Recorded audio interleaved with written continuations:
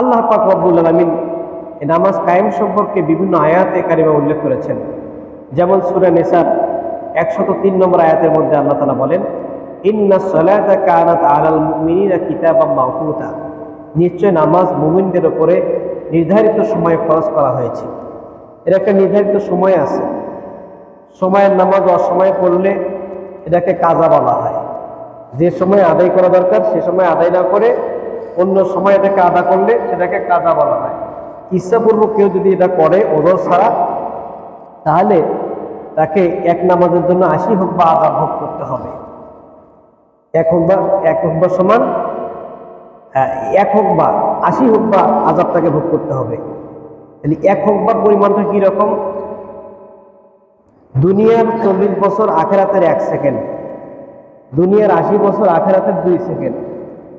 এই হিসাব করলে 1 হুকবার পরিমাণ হয় আপনার 2,88,00,000 বছর। 2,88,00,000 বছর। এটা হচ্ছে একদিন কেউ যদি 1 ওয়াক্ত নামাজ তার যথাসময়ে আদায় না করিয়ে অন্য সময় কাজা করে, ইচ্ছাপূর্বক যদি এটা হয়, তাহলে তাকে 80 হুকবা আযাব ভোগ করতে হবে। কঠিন কথা না? আল্লাহ পাক রব্বুল আলামিন নামাজের প্রতি অলসতা বর্জন করে নামাজ কায়েম করার তৌফিক দান করেন। সকলে বলি আমিন।